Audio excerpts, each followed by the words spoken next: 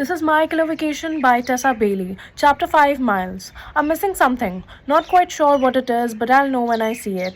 It's just after sunrise on a Friday morning, and I'm back at Oscar Stanley's house. Last night, I took a ride to Worcester to lay my own set of questions to Jude Forrester, the trucker who assaulted Stanley, but he was on a long haul job and won't be back until late this afternoon. From my motel room last night, I made a preliminary timeline, ran a few background checks on the neighbors of Coriander Lane and any known associates of Stanley from the Postal Service, though he mostly kept to himself. I went through the guest book and determined that, yeah, Taylor was right. Stanley had been living on his own rental for 10 months prior to the group of girls arriving. No prior issues with any renters.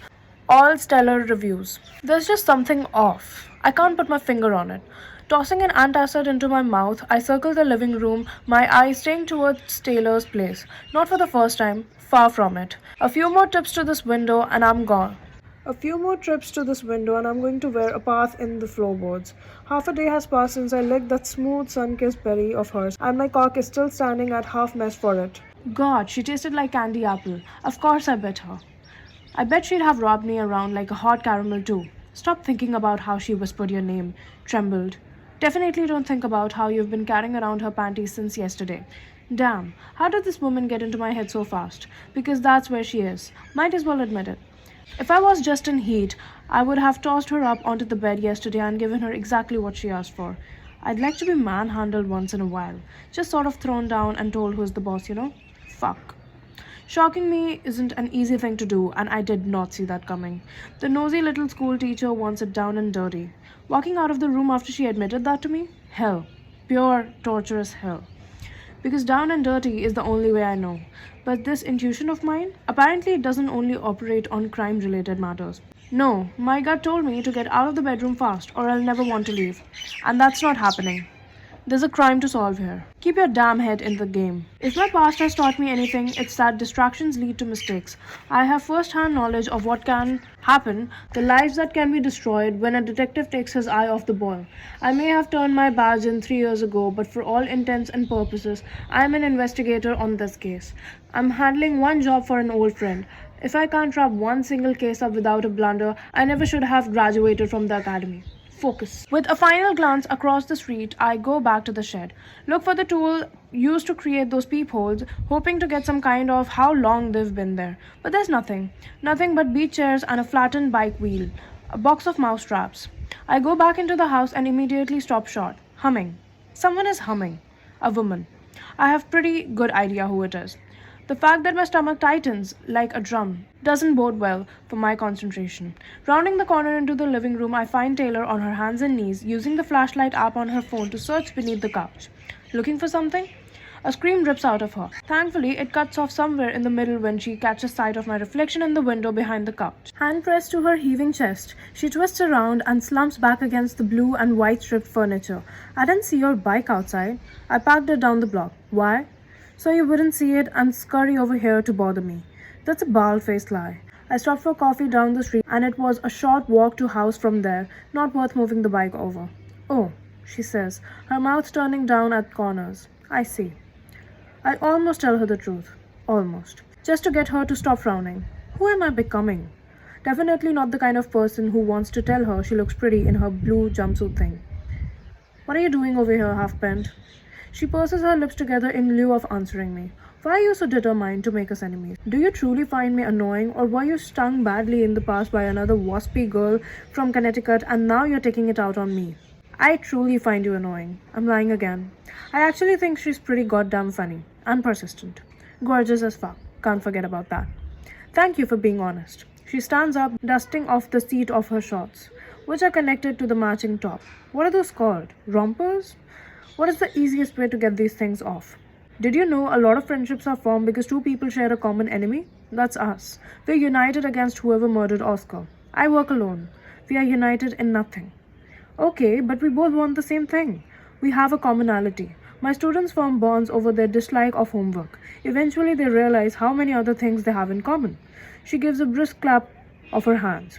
Let's do some moral building. On 3, let's say something we both dislike. I can imagine her in front of a class, commanding attention, colorful and engaging and creative. She is probably amazing at what she does. I don't want to play. 1, 2, 3. Scream sneezers. I said I didn't want to. A laugh scales the inside of my throat, almost making it out of my mouth. What was that? Scream sneezers. Scream sneezers. People who feel the need to make such a huge, loud production of their sneeze, and everyone loses 10 years of their life. I dislike that very much. You can't just say you hate it, can you? I don't allow the word hate in my classroom. We are not in your classroom, I point out. Though I would like to see her there. Just a glimpse, for no particular reason. I have to stay in practice. She strikes the coffee table in my direction and I spy tan lines on her shoulders, peeking out from beneath her tank top straps, making me wonder where else she's got them. Her hips? Breasts? Bet there's a low triangle between her thighs. Shit. I bet you have to be really mean to be a bounty hunter. You're definitely keeping in practice for that, aren't you? I don't answer her, mainly because the scent of apples is growing stronger and it's hindering my ability to make words. Do you like your job? She asks. It's just a job. A violent one. A scary one.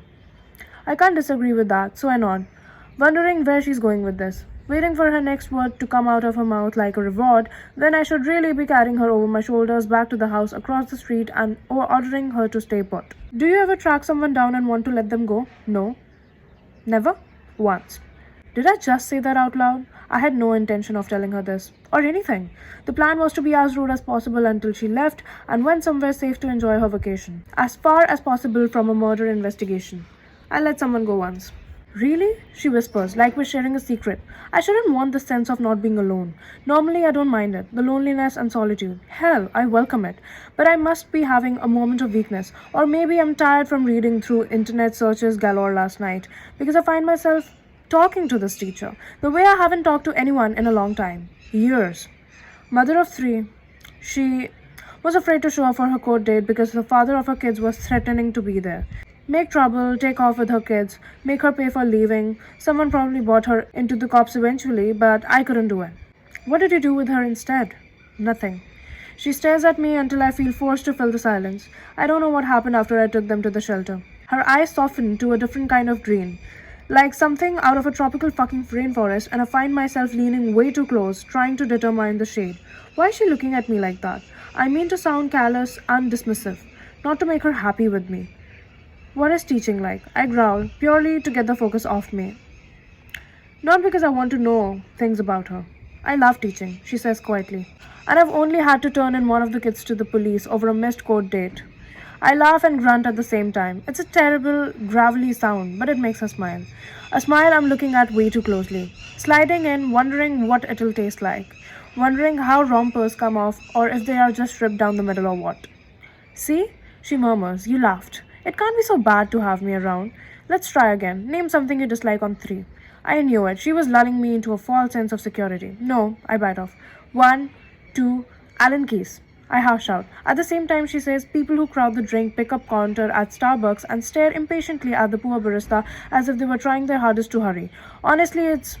Her eyes widen on an inhale. Wait, did you say Allen keys? I dislike those too.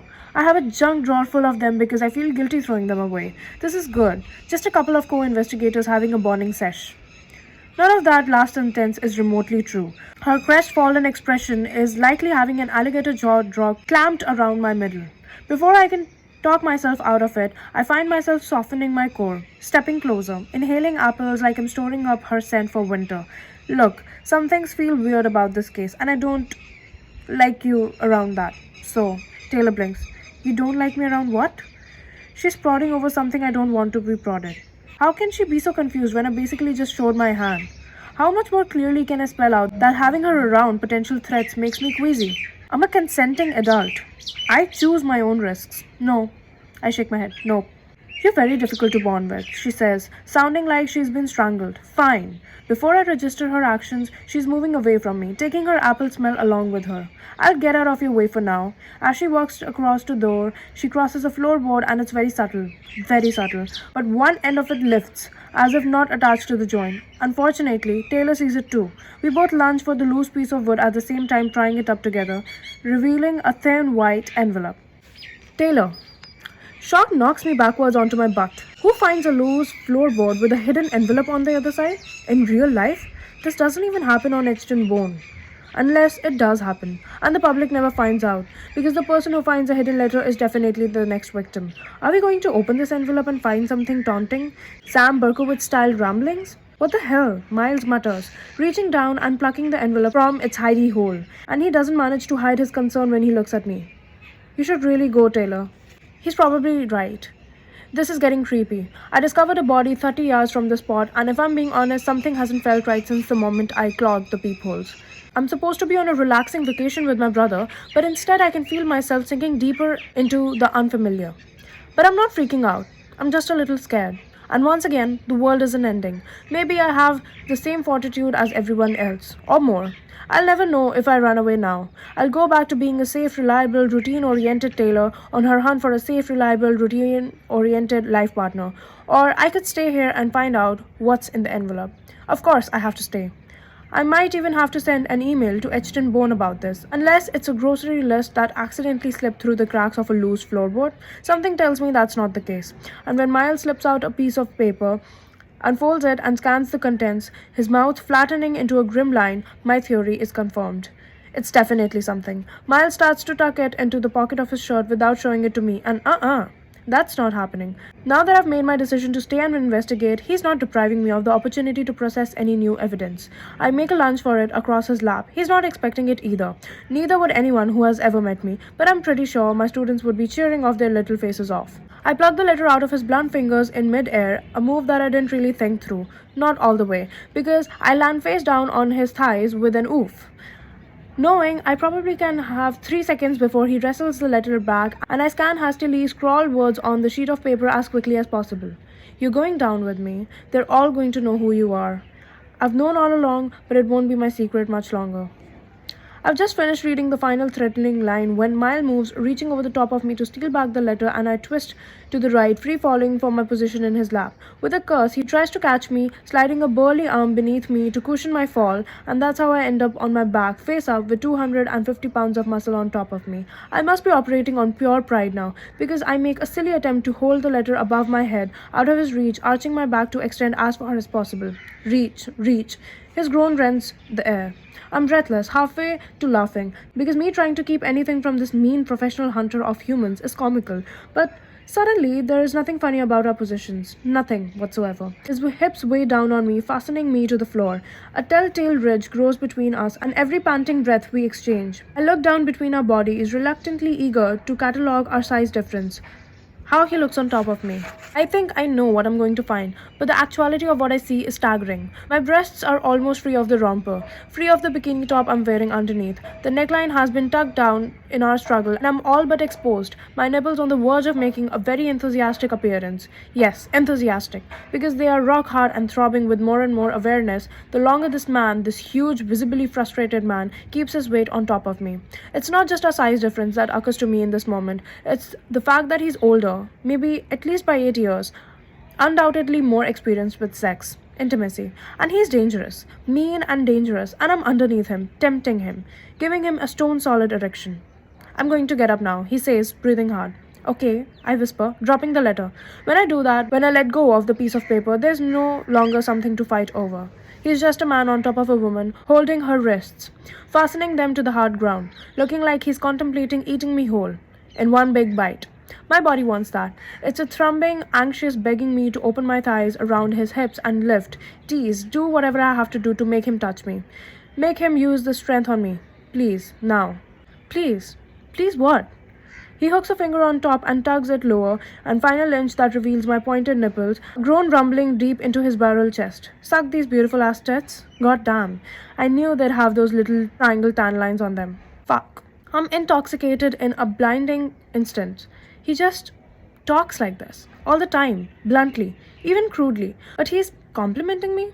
I don't understand why the gravel delivery of his such abrasive words should make my hips writhe impatiently beneath his entrapping ones. I'm bowing my back even more dramatically, wanting him to perform the act he spoke about in such explicit terms. Yes, whatever he said is what I want, please.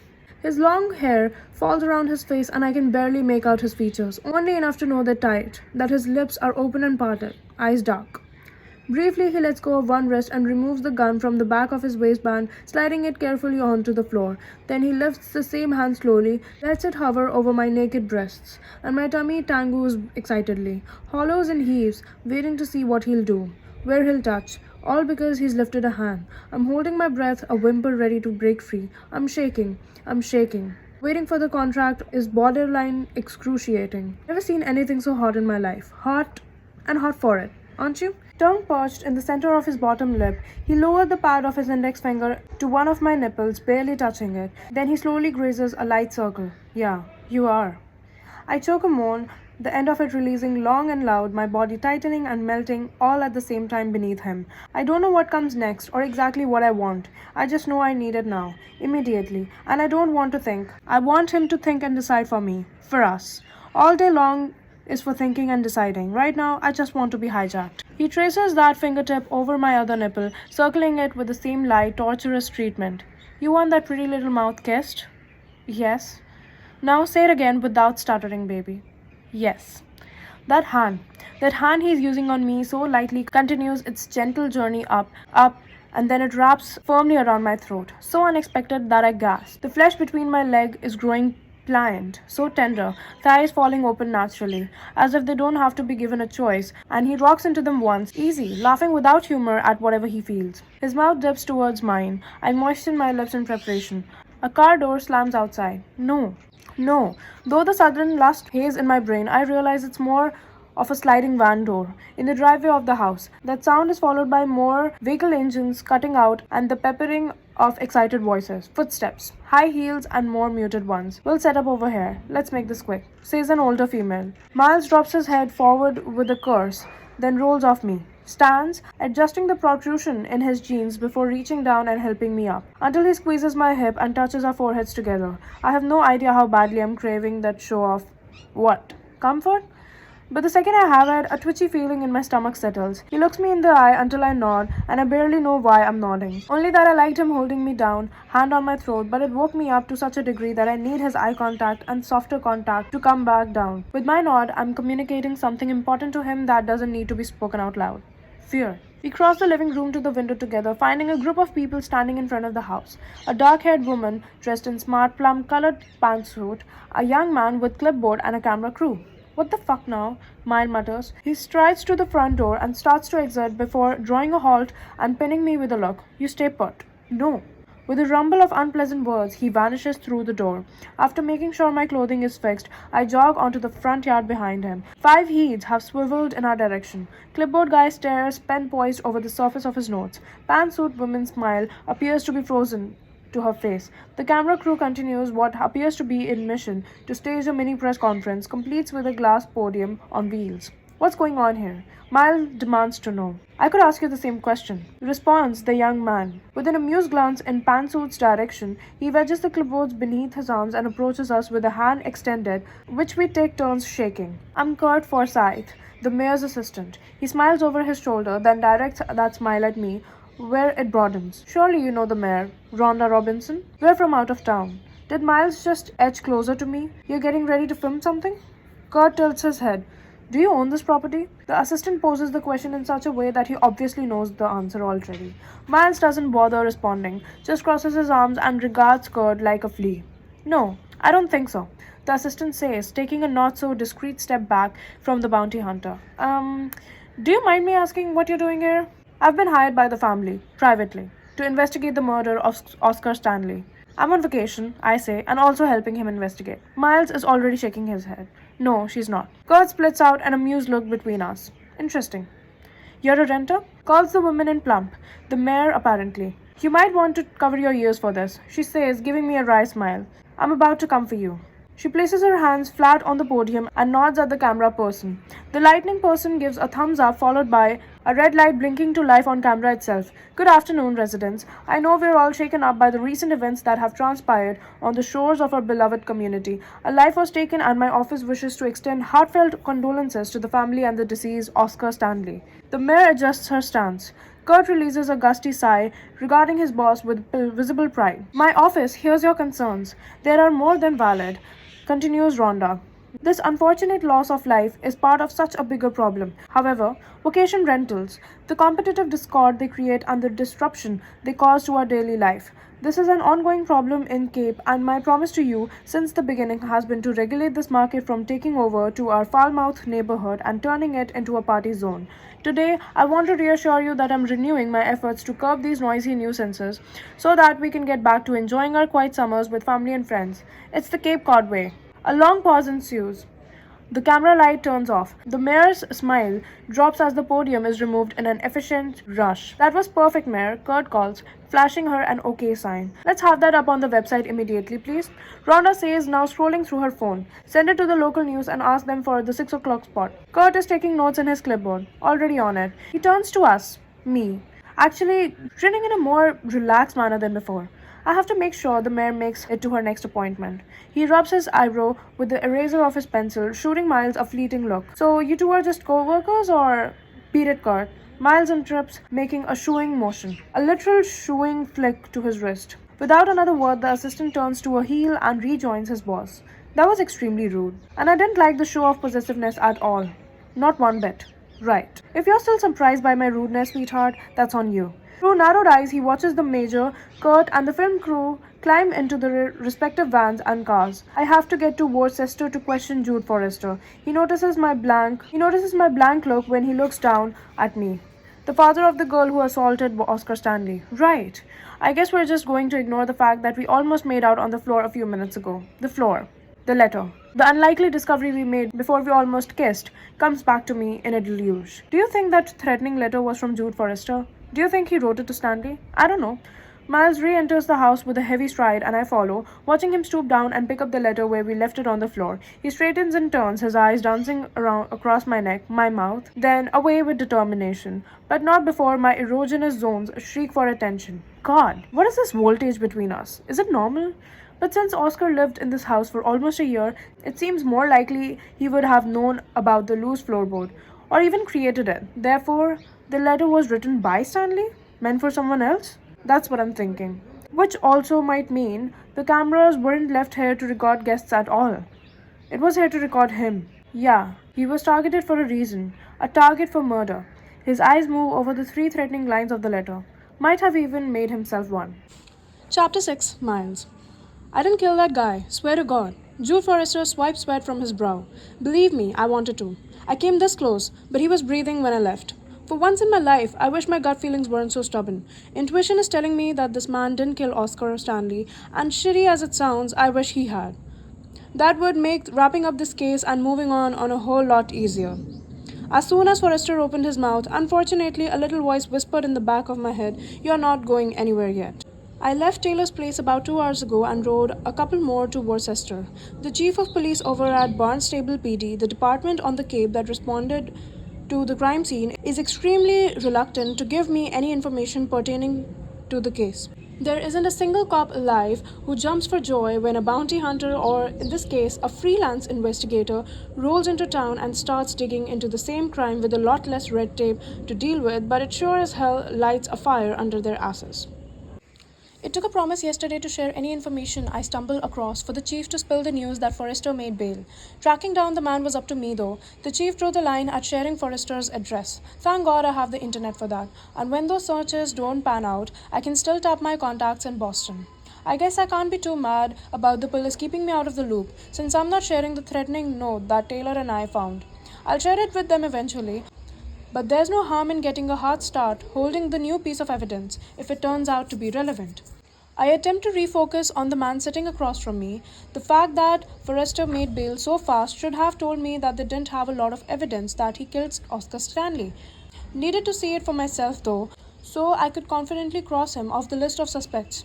I'm not quite ready to do that yet, not when he had motive and opportunity. But the honesty ringing in his voice is causing my heartburn to act up. This potential meat to this case, meaning I'm not getting away from Taylor anytime soon. And I really need to get away from her. I'm sitting here sure, but my mind is on her safety. I know damn well what happens when I get emotionally involved in a case. Last time that happened, the outcome was so unacceptable, it turned in my detective's batch. Like it or not, Taylor Basie is involved in the situation. Hell, I haven't even been able to eliminate her or Jude as suspects yet.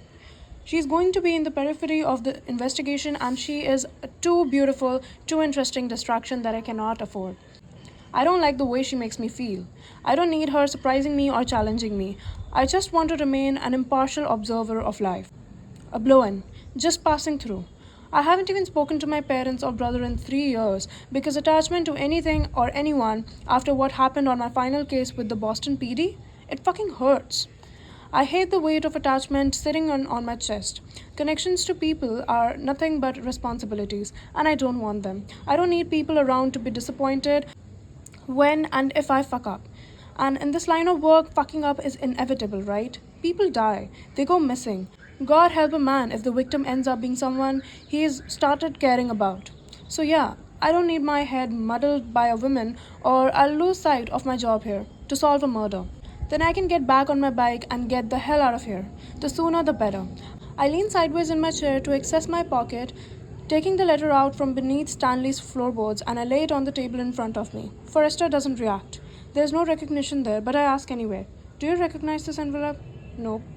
I take out the letter, unfold it, and smooth it out, not taking my eyes off him once. Did you send this to Oscar Stanley prior to murdering him? No. Jesus, I told you 100 times. I didn't kill that piece of shit. I replace the letter in my pocket. Do you own a firearm? He hesitates, wets his lip, and looks around. That's a yes, but he's reluctant to share. The cops must have asked him the question, right? Why does it seem like the first time he's answering this question? Look, I don't have the authority to fine you for not having permits. Just tell me how many.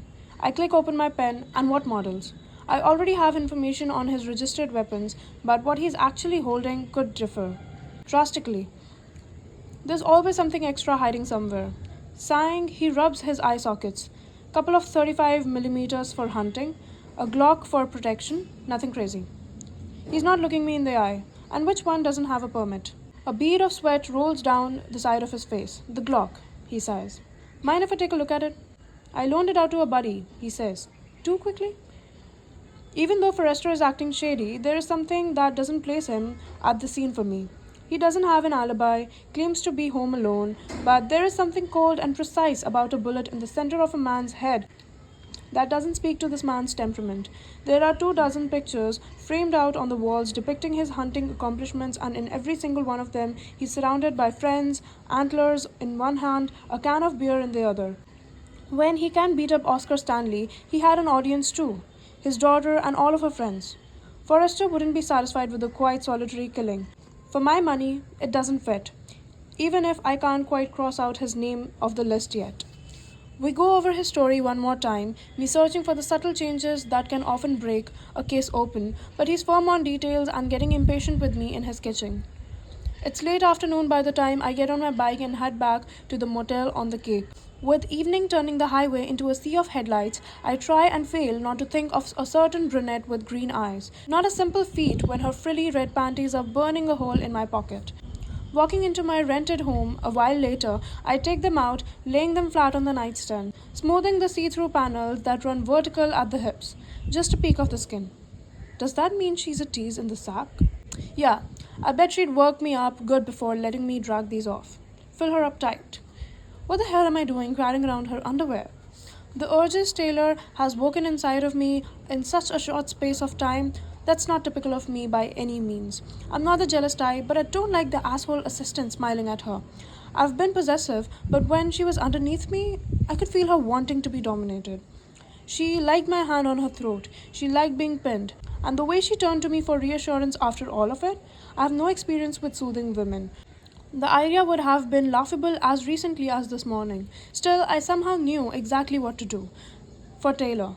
Like, we communicated without even saying a word. Meanwhile, I couldn't even communicate with actual words in my first disastrous marriage. Jesus, nah. I must have imagined those tugs of intuition with Taylor. No way I'd be good for her. I'd be in it for fucking. She's the kind of woman who emotionally invests in everything, crying over pandas and shit. Christ, thinking about her in red lace panties is the last thing I should be doing, because I'm not just fantasizing, not just thinking of how good the sex would be. I'm thinking of her, smiling up at me, telling me how good I'm making it for her. I'm thinking of her fingers in my hair and all over my back. I'm thinking of The trust in her eyes. Nope. No, no, no. I swipe the panties off the nightstand and shove them back into my pocket. Going to return them. You are giving them back. So she can wear them for another man? Suddenly, my jaw feels like it's about to snap. Which is why when my phone rings, I'm too distracted to look at the caller ID. I simply thumb the green button and bark. This is Summer, what do you want? Hello, Miles Summer. Taylor's exhale in my ear turns a slow crank to my belly. Shouldn't a bounty hunter have an intimidating nickname like Hellhound or Lone Wolf? Only if they're an overinflated asshole. Hearing her voice in the middle of my mental tug of war she inspired isn't doing great things for my patience. But I'm not patient with her. I'm annoyed at myself for being so damned relieved to hear from her. Why are you calling me half bent? I'm busy. Oh. A long pause ensues. I can hear the ocean in the background, waves, louder than this sound from her rental house. Is she on the beach? I don't know, but the longer the silence stretches, the guiltier I'm feeling for being so abrupt with her. If my guilt isn't a red flag that this woman has the ability to make me feel shit I don't want to feel, what is? Well, I don't want to interrupt whatever you're doing. Thinking of you in red panties. Thinking of you moaning, telling me my dick is perfect size. I'm working a case, Taylor. Right. She sighs, and another arrow of guilt nails me in my stomach. So I should just bag the murder weapon myself and bring it to the police? My brain snaps into focus like a ribbon. What? Sorry to bother you. Taylor?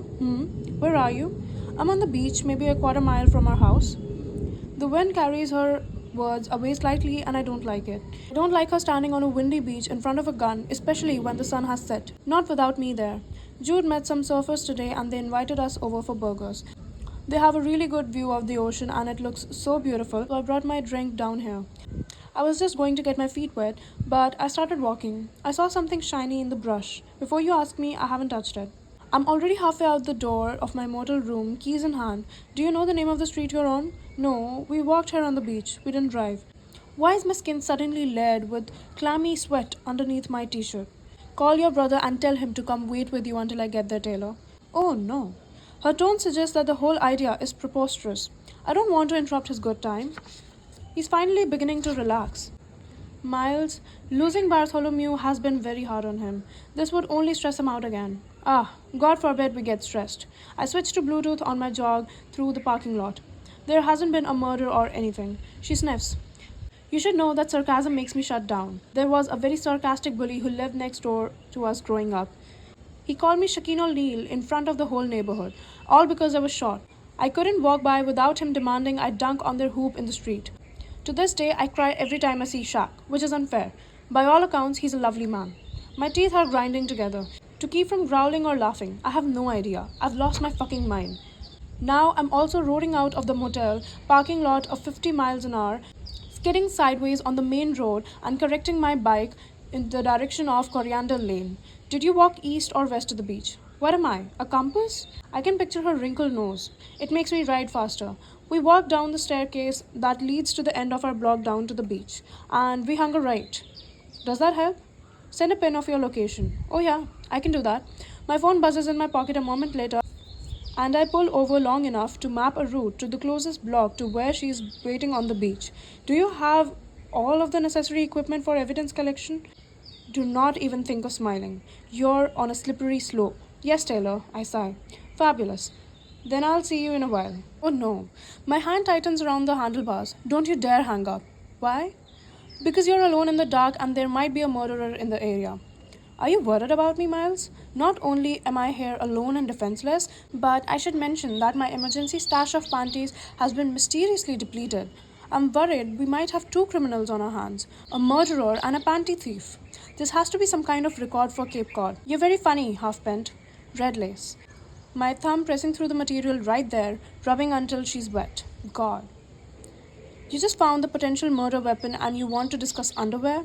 I just find it curious that you're clearly a thief and yet I am a murder suspect. I don't suspect you. There just hasn't been cause to eliminate you yet. And if you want to get technical, miraculously finding the murder weapon doesn't exactly exonerate a person. I wish I hadn't called you.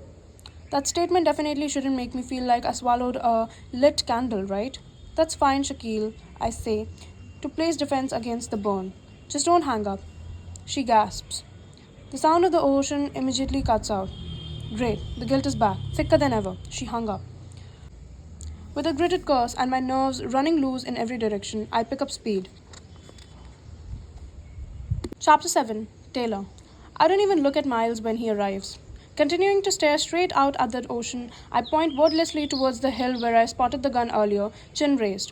As soon as I hear the evidence bag open, I'm confident that he has found the weapon. I sail in the direction of Coriander Lane and our rental house. I've already texted Drew to let him know I'm heading home, though he probably wouldn't see the text for an hour. When the conversation interests my brother the way it was at tonight's impromptu get-together, he becomes thoroughly absorbed and forgets to look at his phone. It's another one of the things I love about him, his ability to give someone his undivided attention and make them feel like they're the only human being left on the planet Earth.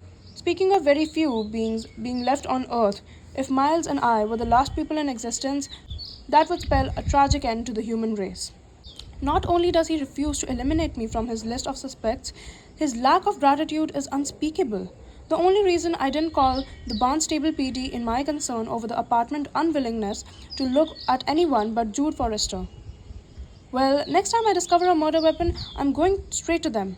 I've already mentally deleted Miles Summers' number from my phone. Poof, what bounty hunter. I can't believe he called me Shaquille. Taylor, says the bounty hunter from behind me, in his deep, dumb, sexy rasp. You're really going to ignore me? I don't respond. Take that, bucko. I act like an idiot when I'm worried, he says, making me frown. You're right, I was worried about you. Can you slow down now?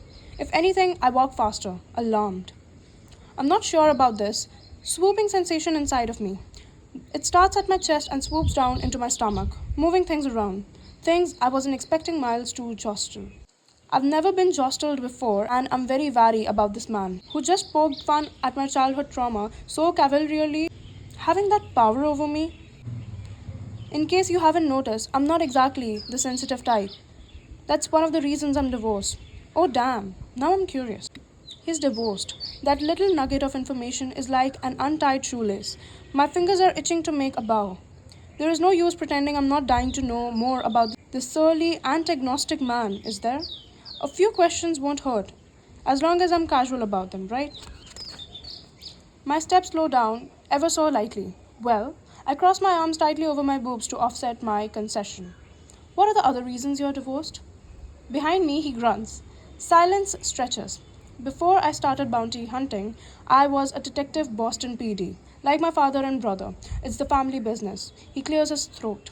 My brother and I, we were spitballing about retiring early, opening a private investigation firm. I was getting ready to file the paperwork with HR, but I wanted to tie up the Christopher Bunton case. A kidnapping. I don't know. The one who had been taken, reminded me of a childhood friend, my best friend, Bobby. He was sick when we were kids, and he didn't make it. I slow down a whole lot more, my arms dropping over to my sides. Paul, the guy who hired me to do this job, we both knew Bobby. The three of us were best friends as kids, and that's probably why I felt, I don't know, responsible. When he called me and asked me for help following up on Oscar Stanley's murder. Oh, I let out an exhale that does nothing to ease the mounting pressure in my breast. I didn't realize. I didn't think of how you knew Lisa's boyfriend. It's fine. Anyway, this kidnapping boy looked just like Bobby. I got too invested. I stopped going home. This case, I was obsessed with it. And that's the kiss of death for a detective. When you stop being objective and you let your emotions start making decisions for you. And I fucked it up. The case and the marriage. He laughs. But there is no humor involved. When I got home one day, the place was empty and like I kind of suspected it would be. Got the divorce papers maybe a month later. I'd been so checked out, I couldn't even remember the last time we'd spoken. There are a lot of blanks to be filled in the story, but his quote ending tells me he said all he's willing to say, I can't imagine you proposing to someone. Why not? I don't know, because it's a vulnerable moment, waiting for an answer. You're right, I don't do vulnerable well, or relationships. Once again, the silence drags out, so long that I turn back over my shoulder to see if he's still following me. And oh, he is. His intense eyes are trained on me in the darkness. That's why I'm just here to work the case, Taylor, not chase you down the beach while you pretend to be mad. Caught between outrage and embarrassment, I whirl on him. Pretend? Miles keeps coming. He walks until our bodies collide, pressing chest to thigh, his mouth hovering a breath above mine. That's right. I'm calling you out. You couldn't be strutting that ass any sexier in front of me if you tried. Red bleeds from the edges of my vision. In other words, I'm asking for it? I wouldn't lay a hand on you without permission, Taylor. You're asking for it? He shakes his hand. No, I'm asking you to stop offering. I'm not. I murmur, trying so hard to not be turned on by how he surprises me, how he's restraining himself despite the fact that his erection is spearing me in the belly. I'm not offering you anything. Really? He drawls. Whose fingers are those unbuttoning my jeans? Those would be mine. I'm literally trying to twist the metal button free of his hole. I draw my hand back like I've touched a hot stove, which isn't so far off considering the heat radiating from his hard stomach, his mouth, eyes, all of him. I've never experienced this. Irritation and lust at the same time. It's itchy, it's consuming, and most definitely misplaced. Are you implying that I'm sending mixed signals? Because you're standing here asking me to quit offering you physical pleasure? Sex, Taylor. It's called sex. And yet, you stole my hookup panties and almost kissed me this morning. Who's the one sending mixed signals? His jaw grinds so dramatically I can hear it creaking. But he says nothing. Going to bed with you would be a disaster. You have the emotional availability of a banana. There it is, emotional availability. His expression shifts of a smug satisfaction. You see, you're lying to yourself about wanting a hard sweat roll in the hay. You are a relationship girl. You are a spring wedding bridezilla waiting to happen. My gasp echoes down the beach. I shove at his chest, but I'm the one who ends up stumbling backwards due to him being built like a Mack truck. He ends up steadying me by the elbow. Take back the bridezilla part. The rest of it is true, though. I never lied about wanting to settle down. There's no shame in wanting a husband and a family and matching shirts at Disneyland. If you remember correctly, I said I wanted the hard, sweaty rolls in the hay as well. These things shouldn't have to be mutually exclusive. Lord, the man appears to be chewing on burning plastic. Maybe they're not mutually exclusive, but there is nothing about you that even hints to a man that you'd like to be manhandled. Not remotely. My interest is piqued. I hate giving him the satisfaction of wanting to know more, but my gut tells me he's onto something, something I might not want to know, but could be valuable insight, nonetheless. What does that mean? It means you shocked the hell out of me and I'm a trained detective. You're not giving off the, I don't know, wildcat vibe? Slowly, he begins to circle me. When I saw you, my first thought was, she's cute as a button. I've since amended that evaluation, a lot. But the men you're hunting for? Hunting? I snort. If they're in marriage market, they're only half as smart as me, at best. You're expecting too much from them. All they see is a wholesome girl next door, like I did. You're saying I need different energy if I want to find a man in the streets who appears to be a freak in the sheets? Do I have that right? Having completed his circle, he comes to a stop in front of me, opening his mouth and closing it, as if the conversation is getting away from him. I'm saying you're marriage material. I'm saying you're a girl who demands respect, and none of the disrespect I'm looking for. Half in a daze, I turn and sort of the float down the beach, considering the conversation from all angles. Is Miles right? Am I expecting too much from men out there? How would they know I have a unique sexual appetite when I show up to my dates in a matching sweater set and sensible nude flats? I've never gotten what I want in bed, not only because I don't ask for it, but because the men I choose to date have resigned themselves to the predictable married life. There's nothing wrong with predictable. You should have predictable. Oh, startled. I press a hand on my chest. Are you still here? A dangerous light flashes in his eyes. Yeah. Spoken through his teeth. I'm still here. Shouldn't you go evaluate the possible murder weapon? I assume you'll bring it to the Barnstable police once you've catalogued. We're not finished with the other conversation. No, I think we are. You've given me a lot of food for thought. You misinterpreted the food. He jabs the air with a long, blunt index finger. I gave you apples and you took oranges. I stop walking and face him, doing my utmost not to notice the way his long hair blows around him in the wind, making him resemble a Scottish Highlander on his way back from battle or something. How did I misinterpret?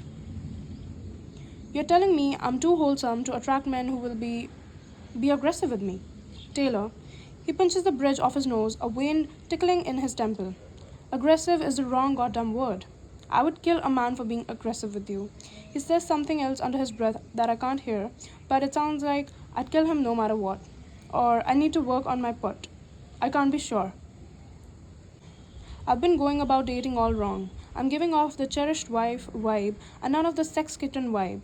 It's all stuffed upon under the surface. Like you said, men need things spelled out in thick red Sharpie.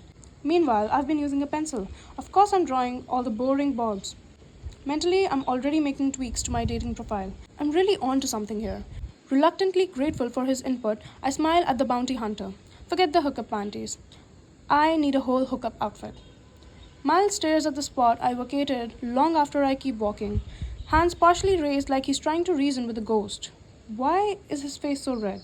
I'm halfway up the stairs leading from the beach up to the rental house when Miles catches up with me. I'm not sure I like what I unleashed here, he grunts, falling into the step beside me. Though his legs are so long, he has to take 2 stairs up at a time. This is why I usually keep my mouth shut. Do you? I bite my lip to keep from laughing. I hadn't noticed that trait.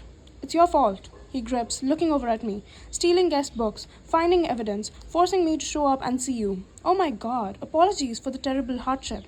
Yeah, well, it is a hardship when you always look so fucking beautiful and I'm trying to keep my hands to myself. On the sidewalk in front of the house, he blocks me from walking any further. I'm not sure I could have, anyway, because his words have turned my legs to rubber. Forget what I said on the beach. Don't change. Not your clothes or your vibe. There will be a guy eventually who isn't a complete moron and he'll pick up on the big sex kitten vibe.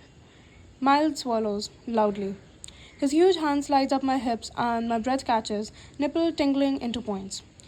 It is a waste of time to pretend I'm not attracted to him. I've been ignoring the fact for the last 5 minutes, distracting myself with new dating profile color schemes, and now I'm looking him in the eye. I know why I need that distraction. It hurts to be kept at arm's length from him. I don't know why. Don't know how it's possible. Don't know how it's possible when I just met him yesterday. But I had an instant awareness of him I've never experienced with a man. Like there is a tiny but powerful magnet in my tummy and Miles is holding the counterpart. You pick up on my big sex kitten energy, Miles, don't you? Yes, he mutters gruffly, stepping forward to bury his nose in my hair. Inhaling. God, yes, Taylor. You know I do, but I can't. I won't expect anything else from you. His head comes up fast. He searches up my eyes warily. What do you mean? I mean, what do I mean? It's all coming together now as I look into this man's face. This man who's a stranger this morning, but now, by some crazy twist of fate and momentary bravery, is the only other person in the world who knows my secret. He might be mean and unavailable and slightly dangerous, but my secret feels safe with Miles. He talks about my plight in such practical terms. No judgment. On top of that, I'm very attracted to him. I'm on vacation and there's a pretty good chance I'll never see him again after I leave the Cape. Do I want to go back to being the boring dating pool of beige prospects and settle? Or do I want to go home to Connecticut and reach for more with confidence I can only gain from experience? Ignoring the ominous pang in my chest and the thoughts of not seeing Miles again, I curl my hands in front of the t-shirt and savor the answering rumble in his chest. Help me learn exactly what I want and how to ask for it. He tugs me close by the material of my shirt and our laps meet, both of us biting our lips, exhaling unsteadily over the contact. The unmistakable proof that he wants me. You're kind of a woman who comes with strings, Taylor. Maybe. I force myself to mean the next part. Really mean it. No matter what happens, I have to remember this man is not for me. Not for anyone. He's made that clear, and I won't make the mistake of thinking I can change his mind. I might come with strings, but I won't attach any of them to you. A trench forms between his brows. He opens his mouth to speak, closes it. Then heat floods into his eyes, a dam visible breaking inside of him, and I'm being thrown over his shoulder and carried into the house. Chapter 8 Miles. What am I doing? Something bad. Something very unwise. Put her down. She's not for you. Tell that to my fucking stomach. Or my chest, both of which locked up tighter than the US Treasury when I saw her standing on the beach. First, there was a relief to see her safe. Then there was this bone-deep satisfaction that I haven't even begun to unpack. All I know is I liked her waiting for me. I liked us arriving at the same destination and breathing the same air. Even when she's pissed at me, which has been most of our acquaintance, it doesn't occur to me to walk away. Or take off. It's almost natural to stick. Or follow her siren song of an ass all the way home. Jesus, what has gotten into me? She's wife material. She's someone's future wife. That should be the reason I go back to the motel room and drink whiskey until the peppy apple scent of her dulls in my blood. Instead, the fact that she's someone's future wife is the reason I'm kicking open the rear screen door with my cock already at full mast. I'm jealous. God, no wonder people do stupid shit when they're feeling this way. It's like my insides are all gummed up and functioning improperly. I'm sweating, muscles tense. All I can think about is ruining her for anyone else. Apparently, jealousy goes hand in hand with selfishness. That gives me a pause. Selfishness. Now, that's a sin I'm familiar with. I don't want to be that way to Taylor. I can't. I like her. I like her sense of humor and the way she swings widely from an extreme emotion to next, as if she's feeling too much of everything. She's all bright and splashes of color on the grey canvas I've been staring at while half awake. She's mischievous and doesn't let me get away with being rude. Why don't I hate her? Shouldn't I? Bottom line, this is messy. This attraction between us is so fucking messy, I would be downright irresponsible. A bastard for giving in. I'm the experienced one. When she says she won't tie any of her strings to me, I shouldn't take her word for it, nor should I want to commit cold blooded murder to the man who earns these strings. Yet, I know if the nameless, faceless son of a bitch was in front of me right now, I'd be doing a life sentence in no time. No. Pull back. I'm just in the moment, right? I'm touching her. I'm hot as hell to swap orgasms. I've never needed on this insane of a scale before, so my emotions are probably heightened. As soon as we work this out of our system, I'll have my head back on straight. I just want to make doubly sure she's on the same page, so I don't lead her on. Taylor, I say, dragging her off my shoulder, her tits sliding over my shoulder and pressing up against my pecs. Damn. As soon as we're eye level, I keep her there, which means her feet are dangling nearly a foot off the floor, and I try really hard not to dwell on how protective that makes me feel. My whole tightens, roughly. Hey, you understand this is physical, nothing more, right? Right. She nods, those vivid green eyes trained on my mouth. I promise. You're a tool of self discovery for me, that's all. Right. Why am I suddenly made of stone? Okay. My throat feels uncomfortable. Maybe I just need a clarification. So, when you say tool, should I take my clothes off? Earnestly, she searches my face. Or are you going to? Fine. Fuck it. I'm a tool of self discovery. Sold. Me. I'm taking them off. I don't even know what we're doing, only that I'm suddenly carrying her through the living room to the back of the house to get away from the multitude of windows that look out onto the street. We enter one of the bedrooms, one that doesn't look to be occupied, and I kick the door shut behind us, setting Taylor on her feet. My palms sweat as I look over her, taking in our high deference and her trusting expression, her hard nipples, wild blown hair, and flushed cheeks. I'm a split second from backing her onto the bed, hiking up her skirt, and just wringing myself dry between her legs. But a quickie is not what we're doing here, is it? She asked me for something. Help me learn what I want and how to ask for it. There's a purpose here. If I forget about it, there's too much proof that she's getting to me. She's not, I reassure myself, while moving my weapon, engaging the safety and setting it on the dresser. Here's the thing, Taylor, I say, my voice sounding like a buzzsaw. You won't know what you like until you've had it. You might not even like it. Her lashes momentarily shield her eyes, like she's shy. Fuck me for being so turned on by that. Rough? She asks. The saliva in my mouth dries up. Yeah, rough. I take a step into her direction, my pulse going from a gallop to a sprint. I'll show you a little. Tell me if and when I go too far. Do we designate a safe word? We don't need a safe word, you just say stop. The urge to comfort her wins before I have the chance to arrange a battle. Tugging her close by the front of her tank top, I keep pulling until my lips meet her forehead and I kiss her there. I know what stop means, sweetheart. She nods, trusting me. My heart knocks faster. This is getting too personal already. That's not what she asked of me, and I don't have it to give anyway. With a lot more rigor than intended, I zip her skirt and shove it past her hips. The soft denim has barely pulled her around her ankles when I grip the two tight handcuffs of her ass and yank her up to her toes. The gasp she lets out against my throat burns me alive. Once again, I'm this close to pinning her beneath me on the bed and fucking the tension out of both of us, fast and furious, but somehow, even with my dick harder than iron, I restrain myself. Still think you want to be manhandled? Halfway through my question, she's already nodding eagerly. Sweetly. Sweetly? I wouldn't know, sweet, if it bit me in the ass. Teeth gritted, I spin her around her face to the full-length mirror standing in the corner of the room. I watch her eyes connect with us, the study in contrasts we make together. Her in a tank top and panties, pretty, wide-eyed, and then me behind her, a jaded motherfucker with 3 days worth of beard growth damn near twice her size. This is what she asked for, though, isn't it? She's still on her toes, her sexy backside flushed to my lap right now, gently grinding left to right for a reason. She's been hungering for something and not being fed. How is it possible to be relieved by that and find it unacceptable at the same time?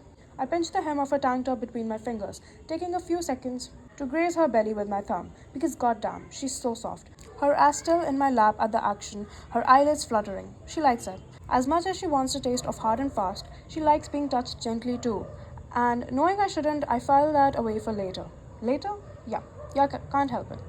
Can't help cataloging the acceleration of the pulse at the bottom of her neck when I peel the tank top over her head, leaving her in cream colored panties and a matching. What is this? I ask, running my index finger back and forth under the thin shoulder strap, looking down over the top of her at those two full, ripe tits, curved and lace. How they plump when I tug on the strap. Fuck, I can barely keep from growling. It's not a bra, but it's not fit for public either. Yes, she murmurs, chest rising and falling. It's a bralette. Never heard of one. Cute. Her eyes flash to mine in the mirror. I don't want to be cute. Guess we better take it off then. I watch her toes curl up into the rug. Nervous but excited. Good. Instead of working it up and over her head, I surprise her by drawing the strap down to her arm, then slowly dragging the dainty lace garment down her ribcage, belly, hips. Then I stop, settling my mouth against her ear. You pull it rest the way, all the way to your ankles. She's breathing harder now. She knows something is coming, and she's right. I'm not operating on some kind of game here, though. I'm moving on distinct reflexes that come directly from this woman. How she moves, how she breathes, what it means when she swallows harder than usual. It's like I tune into her channel and some untapped source inside of me knows how fast to move, how slow, when she's ready for more. I'm too mesmerized by the sight of her sexy tan lined body in the mirror to worry again about the fact that these blind reflexes have never existed in me before, that they're specific to her. Taylor chews her lip a moment, then takes the hold of the bralette, shimming it down over her hips in a way that make her naked tits jiggle, rounded and full and topped with pouting nipples. I groan at the intense rush of pressure between my legs, tearing my attention from the reflection of her breasts in order to look down, watch her bend over right in front of me in a thin pair of panties, pulling the bralette down to her knees over the curve of her calves until the lace touches the ground. But I don't let her stand up. I slide my fingers into her hair and keep her bent over, pulling her head back, just her head, slowly fisting her hair tighter and tighter until she whimpers. Jesus, look at you. My free hand twists in the back panel of her underwear, twists and twists until she cries out. The material is so tight over her pussy, separating her lips and ass cheeks, applying pressure to everything in between. Would anyone call you cute now? Still being held in that bent over position, she studies her reflection through glazed eyes. No, she hiccups. No, no, me either. I lean back slightly, tugging her twisted panties to one side, groaning at what I reveal. Well, let me clarify. I can see your tight asshole and nothing to stop that from being cute. But the rest of you? I press my lap to the taut curve of her ass, letting her feel the painful effect she's having on my cock. Now, you're a girl who likes to fuck dirty. A shudder racks her body, and I have the most compelling urge to gather her against my chest, warm her up, tell her how beautiful she is, but I'm not going to pretend I'm not enjoying this. What we're currently doing. Taylor watching herself in the mirror, witnessing the surprise come over her, the change in how she sees herself. She's nearly naked, bent over in front of an unscrupulous man, tits on display, mouth swollen, pupils eclipsing her irises. Lust. She's in it. My god, so am I. I've never been harder in my life, or at least that's what I think, until she seeks out my eyes in the mirror and says, rougher. So much blood travels south so fast, I almost double over on top of her. I'm aching to pull down her panties and pump home from behind, just like this. She's wet. I don't need to feel her pussy to know it. The evidence is part of consciousness. It's in my veins. She's practically trembling in front of me, her ass working up and down in my lap, her hips tilted up. I know what the hell she's asking me for. I twist her fisted panties one more time, lace biting into the sensitive flesh until she cries out my name, her thighs starting to tremble. You want me to slap that cute out of this ass? Yes. My hand is already moving, but not to spank her. Not yet. No, I reach between her legs and massage her pussy roughly, leaning down to mutter praise against her spine, drawing her so close to me I can't tell where she ends and where I begin. I'm slowly losing control here. I'm no longer thinking objectively. Sensation is leading me completely, along with a driven hunger for her satisfaction, the best she'll ever have. As soon as she begins to grind her sex into my palms, I let go, remove my hand from between her thighs, and rain a smack down on the supple curve of her right buttock. I don't know what I'm expecting. Gratification? Yeah. A feeling of authority? Sure. I get those things. But just like that morning, a savage sense of responsibility takes over, demanding I soothe her immediately afterward. Like it's my job, my right. I cup the place where my palm connected and rub it, my mouth kissing up her spine and burring her hair. Good. That's a good girl. Even while I'm kissing her neck, licking over sensitive spots, and whispering words into her ear, I raise my palm again and bring it down even harder, and she whimpers, yes, yes, yes. So I do it again. I repeat the pattern 3 times more, spank, soothe, until her knees are so weak I'm holding her up. Rougher, she whimpers. And I'm done. I'm fucking done. I might be dominating her, but she's owning me. I let Taylor go down on her knees and I straighten, grappling with the zipper of my jeans. My composure is in the incinerator. All I hear her is asking me for rougher. All I think about is getting my cock into her gorgeous mouth, and she wants that too. Or she wouldn't be helping me lower the zipper over my painful swell of flesh. She wouldn't be exhaling on my belly, kissing me there with the tongue totally unrestrained, tilting her face up to meet my groaning advance, allowing me to sink my cock into her mouth without waiting or teasing or playing games. Yes. God, yes. Just urgent. Just rough. Blame the size of it on every goddamn thing you do. Never been bigger or harder in my life. A little twitch of that ass and I'm stiff. Fuck. Just like that. I'm hard even when you're pissed at me, baby.